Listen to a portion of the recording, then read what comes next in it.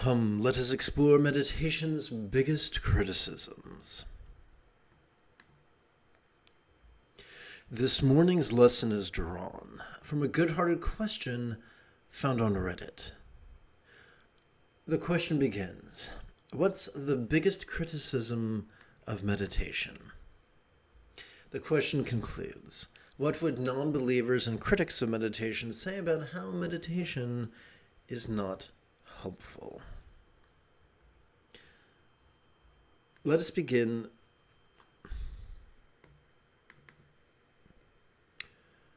with patriarchy.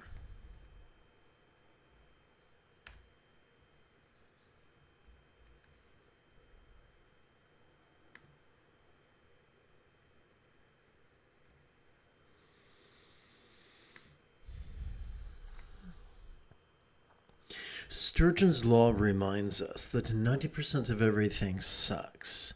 What could that look like? That could look like organizations or individuals or people who claim to be meditation teachers.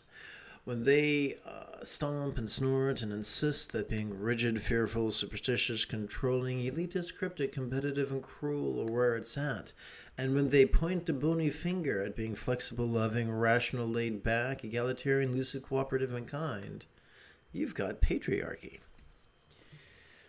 Whenever you are dealing with organizations that deify the teacher and disempower the student, wherever they talk about special teachings or secret results, wherever the teachings are cryptic and mysterious, and whenever people speak in rhymes or in mysteries or in riddles, you've got a cult. People who submit to this willingly or unwillingly transform from rational, stable adults to mewling, petulant infants, metaphorically speaking. This is a valid critique of the way some forms of meditation are practiced. I'm looking at you, Zen. I'm looking at you, Vajrayana. Now, were all people this way? No. Is the vast majority? Yeah, sure, you betcha. Now let's return to our list.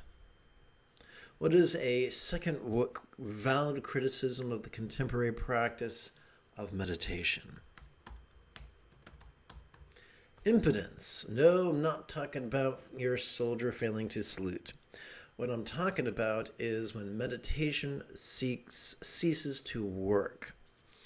When teachers or so-called teachers are so elitist and so cryptic that they can't even define meditation, no less spell out how to quickly master it, then Buddhism or Taoism or Hinduism becomes impotent. The Buddha taught that enlightenment is simply the mastery of the Eightfold Path, and it can be accomplished in less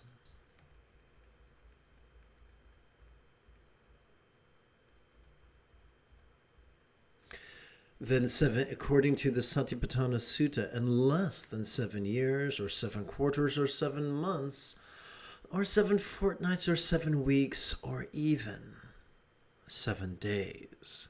If your teacher can't help you to do that, then what good are they? A third valid critique of contemporary meditation is this: toxicity. And this is best explored through the lens of neuroscience. When those who are rigid and controlling implore you, be they author or be they in-person teacher, when they implore you to practice any form of active focus or active analysis, regardless of what synonym they use, whether they call it focus or concentration or samatha or jhana or tranquil abiding, whether they call it analysis or contemplation, or vipassana, or vipassana, depending upon which language you fancy. They wind up, if you apply these instructions, whenever we apply these instructions, we wind up overworking our prefrontal cortex, which stimulates or triggers our amygdala, this pea-sized structure which functions as the seat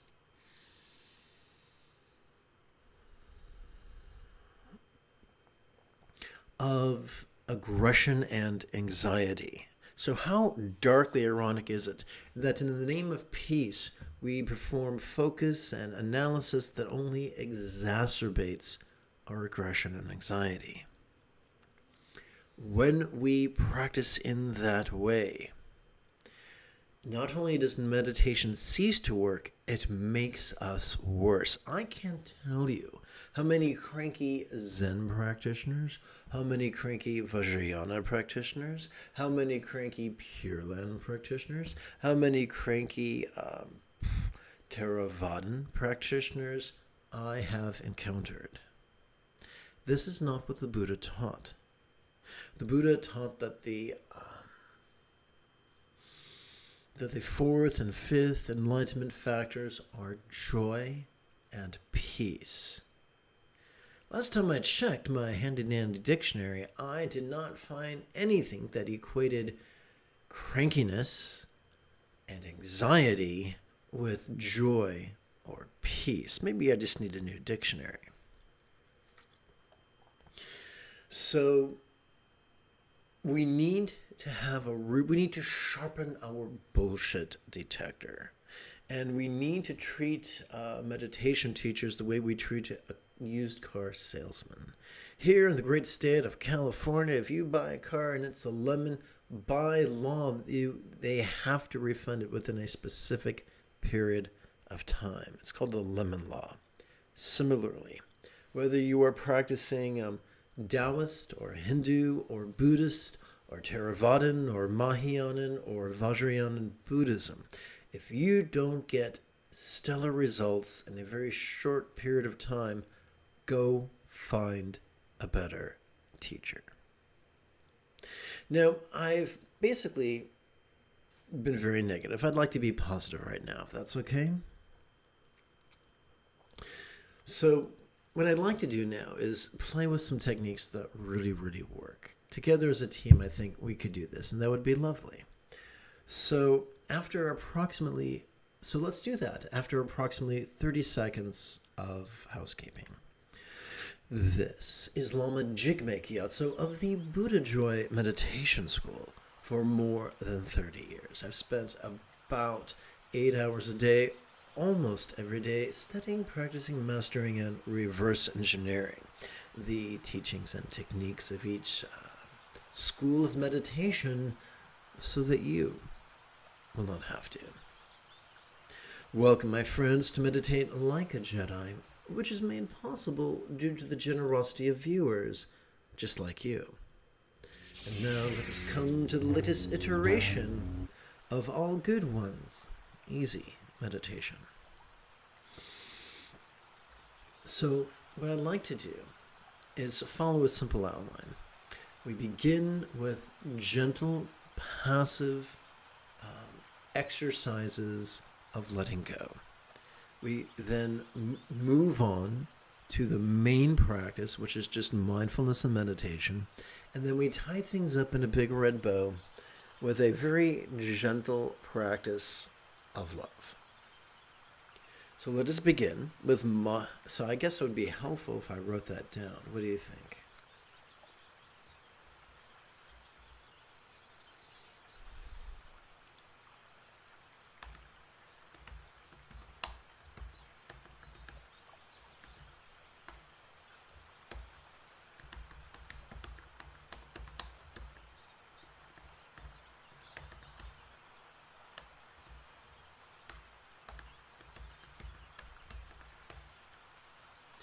All right, so now that we have an idea of what's going on,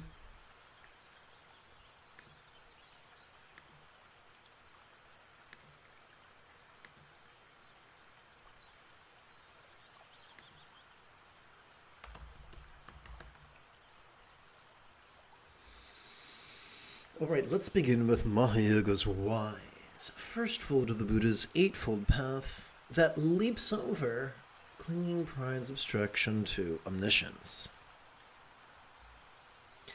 Let us start by chanting the disclaimer. Rather than indulge our controlling tendencies with the follies of active visualization, emotion, magic, and belief, we could just recite these wise words in harmony with our breathing and allow our subconscious to do the heavy lifting.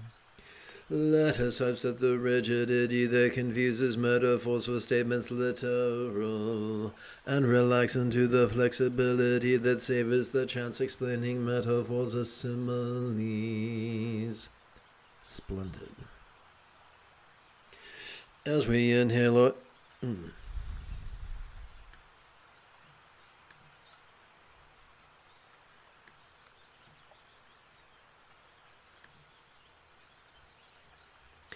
As we inhale, all circumstances or thoughts could appear quite vividly.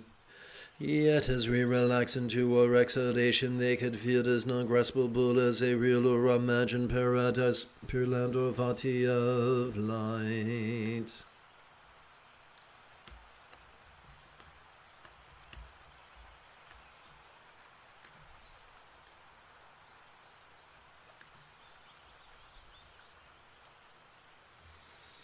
So now we're going to take all these words and compress them into just 8 syllables that we're going to divide between our inhalation and our exhalation.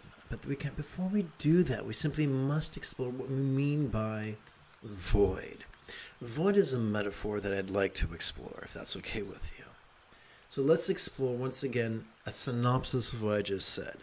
As we relax into our exhalation, whatever circumstance we noticed during our previous inhalation could feel less graspable, less permanent, and less defining. Now let's explore that same idea with a figure of speech, with a simile, if you will. As we relax into our exhalation, whatever circumstance we noticed during our previous inhalation could feel as if it was as non-graspable as a vast empty void. Now, any good English teacher will remind us that a simile is only as useful as it is relatable. So we have to ask the question, what is a real-world example of a non-graspable, vast empty void? And the answer's right overhead. How about the illusion of the infinite azure sky on a bright and beautiful cloudless morn, which, although is tantalizing to the eye, is non-graspable to the hand. And that's it. Voidness or emptiness is just a metaphor for the temporary and fleeting experience of non-graspability latent within each exhalation. That's it. So we're going to take all of that jibber-jabber and condense it down to 8 syllables that we're going to divide between our inhalation and our exhalation.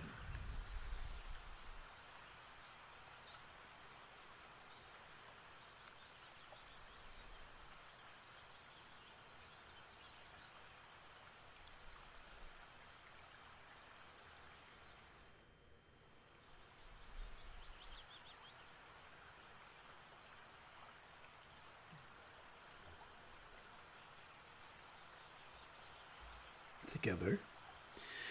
As we inhale, all bodies or forms could feel quite sensual.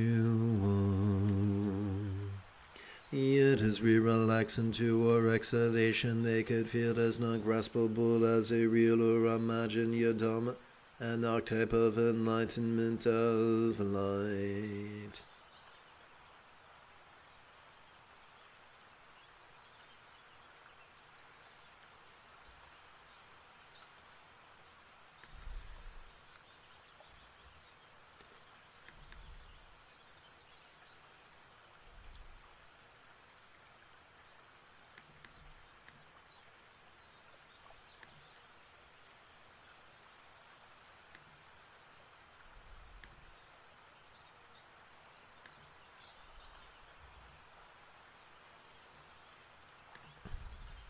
So we're going to take all these words, and boy, there's a bunch of them, and we're going to squish them down to just 8 syllables that we're going to divide between our inhalation and our exhalation.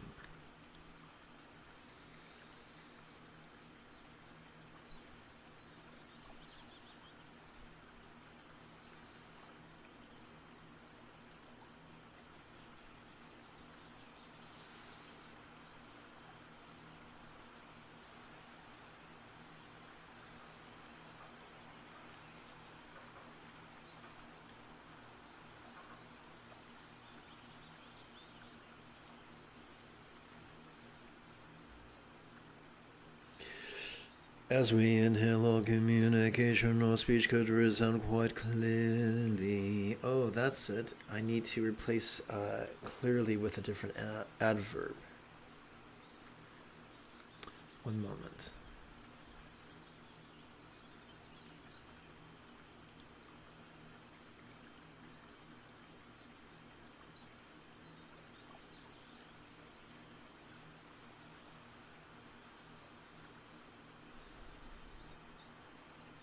Well, it'll come to me. Let's continue. As we inhale, all communication or speech could resound quite clearly. Yet as we relax into our exhalation, they could feel as non-graspable as a real or imagined mantra of light.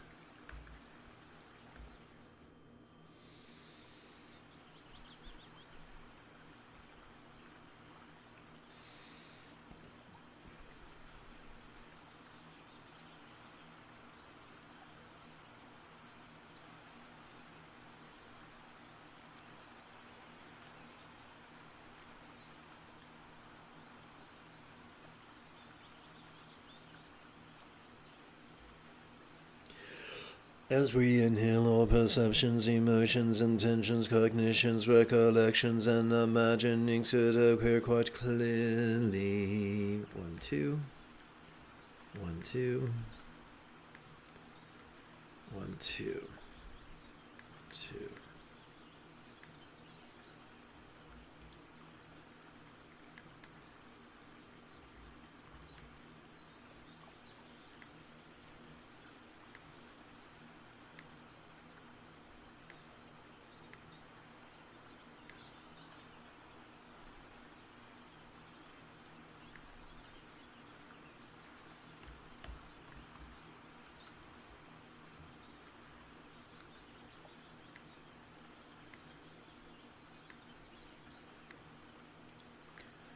Oh, goodness. Let's hit this.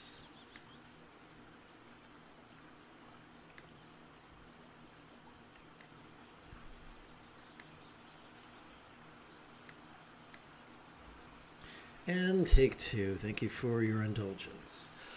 As we inhale, all perceptions, emotions, intentions, cognitions, recollections, and imaginings could appear quite clearly. Yet as we relax into our exhalation, they could feel as non-graspable as a real or imagined syllable or bija of light.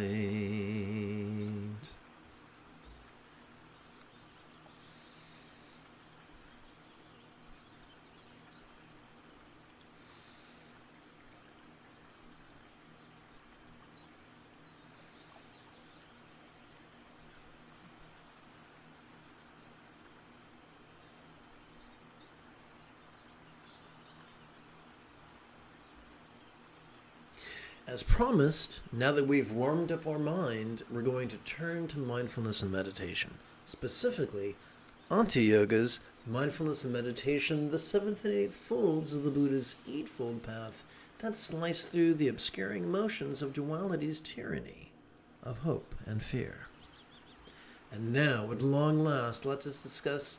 Let me remind you that there are portions of our central nervous system that are actually optimized for mindfulness and meditation. The most efficient way, therefore, to practice mindfulness is to silently, mentally, and passively recite the demonstrative pronoun this during each inhalation. Doing so induces the clown car of our cerebral cortex to cooperate with our parasympathetic nervous system. Our sympathetic nervous system. This sympathetic nervous system is ensconced within the middle third of our spinal cord. It has evolved to help us to perceive vulnerably, passively, viscerally, randomly, and fleetingly. But perceive what? Perceive sights, sounds, sensations, flavors, scents, and the like, including emotions, intentions, thoughts, memories, and imaginings.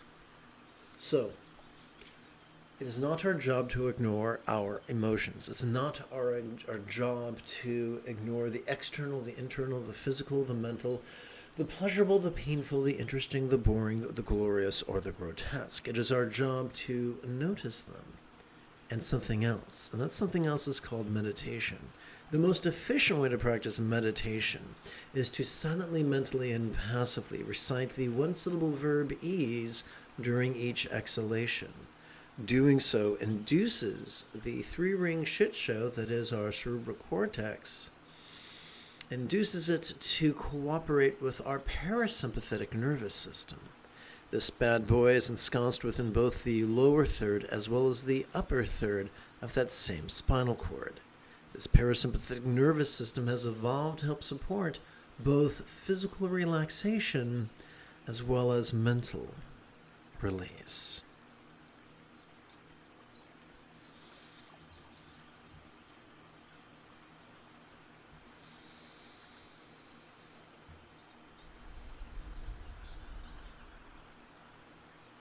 So I think it could be quite lovely if together as a team we practiced right now. So let's count at least one or two collections of 256 breaths. Well, how do we do that? We do that by counting 16 sets of 16 reps on just our 8 fingers and 2 thumbs. And the method of doing that I refer to as either as Mudra Anu Yoga or Bengali crease counting. And here's how to do it. So, quick like a bunny, I'm going to drag you over to the Jumbo screen. So, welcome to Jumbo Cam. During the inhalation, when you'll be silently and mentally reciting this, you can advance the tip of your right thumb along the creases of your 4 fingers, beginning with your little finger. Please follow along with me as we silently and mentally recite this ease in harmony with our breathing.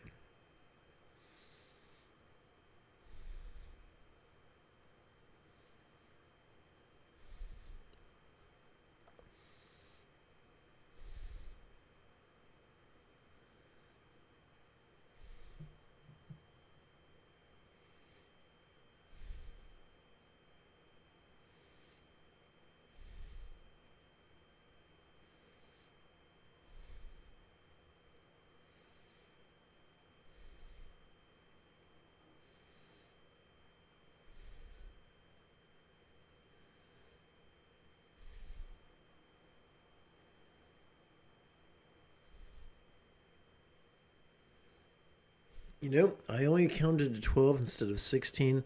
That's on me. Let's do it again.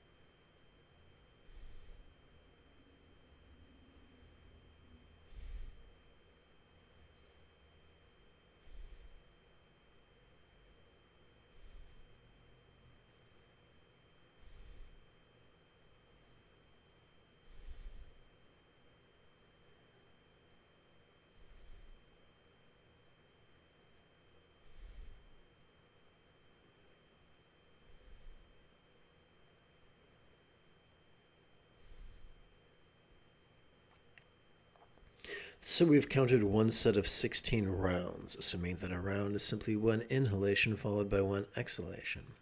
How do we count 16 sets of 16 rounds? On our left hand. Beginning with our index finger, this would be our first set of 16 rounds, our second set, our third set, our fourth set, our fifth set. I'm sure you see a pattern. So we keep track of our first collection of 256 rounds by simply resting our left hand in our lap, palm up, and our right hand in our lap, palm up on top of that while we're moving our thumbs around. That is inferred in this image right here. Now this could feel ungainly and a little overwhelming, and that's okay. Practice this at least once every 12 hours for a week or two, and it'll feel like you've been doing it forever.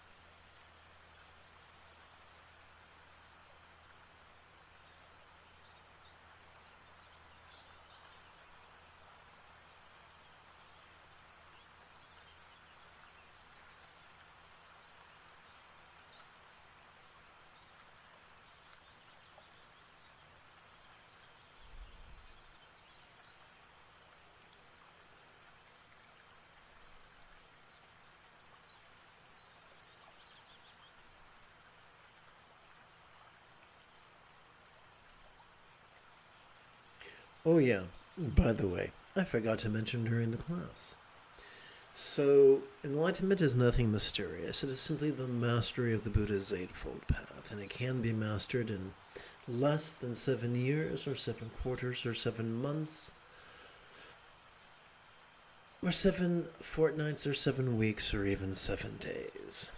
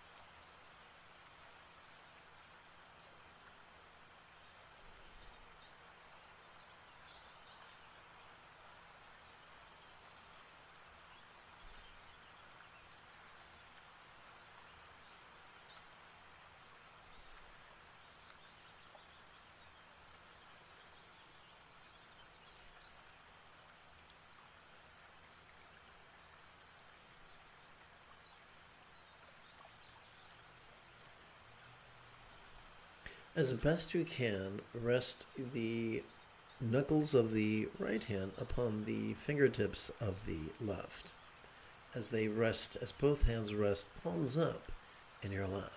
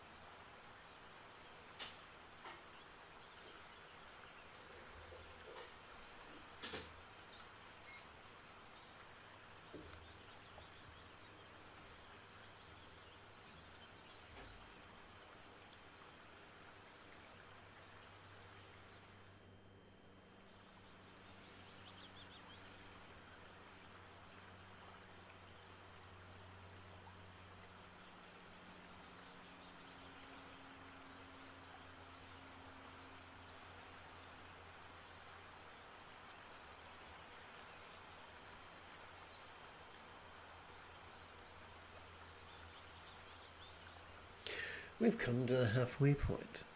So I'm going to switch to jumbo screen. So at this point, well, I can't really lift my wrists that high without turning them. So the right knuckles were resting on the tips of the left fingers in the lap. Now we're going to slide it out. So it's the second knuckles that are resting on the tips of the left fingers in our lap. As we count our second set of 256 rounds.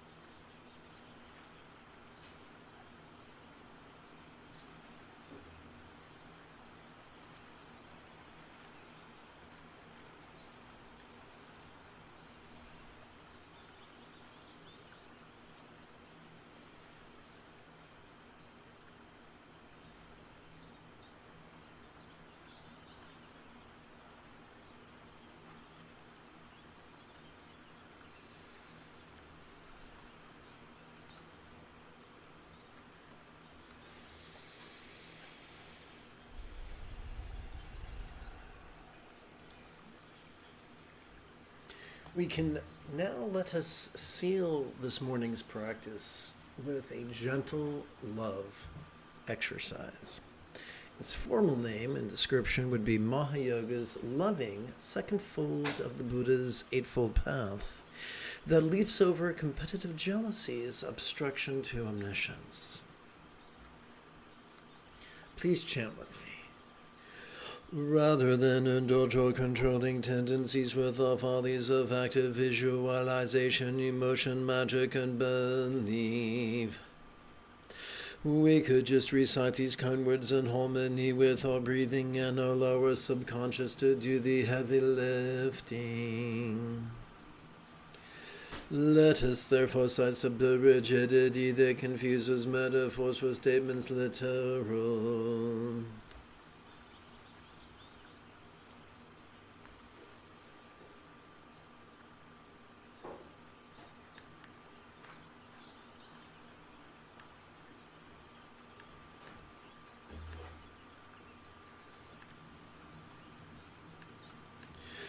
And relax into the flexibility that savors the chance explaining metaphors as similes.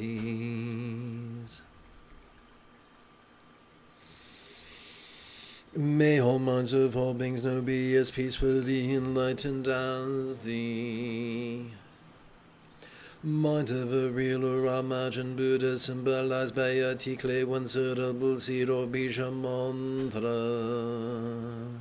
So we're going to take all these words and shrink them down into 6 syllables that we're going to divide between our inhalation and our exhalation.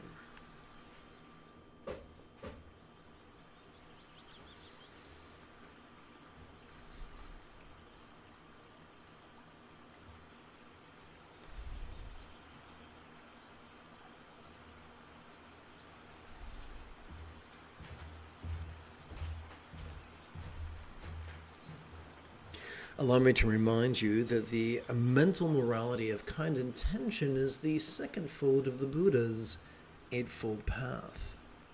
Together. May all relationships or speech of all beings now be as joyfully loving as a real or imagined Buddha speech symbolized by mantra.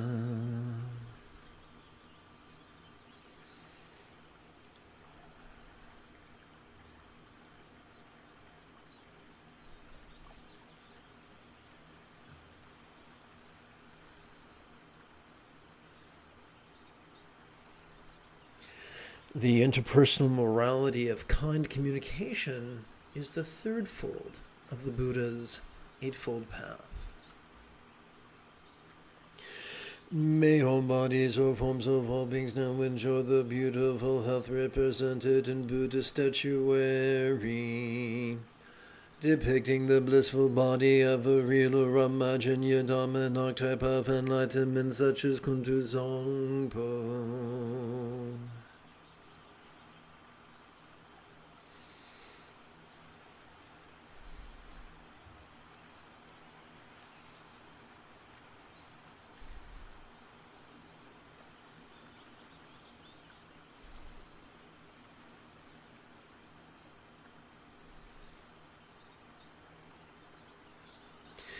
The physical morality of kind conduct is the fourth fold of the Buddha's Eightfold Path.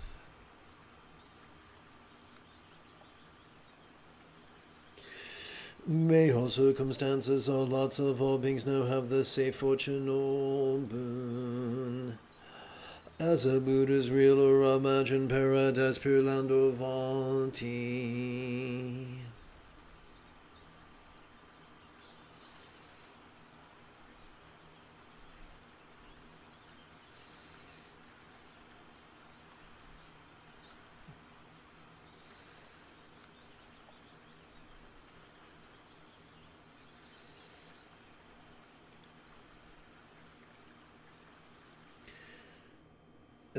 In conclusion, the circumstantial morality of kind commerce is the fifth fold of the Buddha's Eightfold Path. If you feel that I have earned it, you could give this live stream a thumbs up. You could even help support this channel. In approximately 10 2/3 hours, I would very much like to return to lead tomorrow's early meditation class and group practice.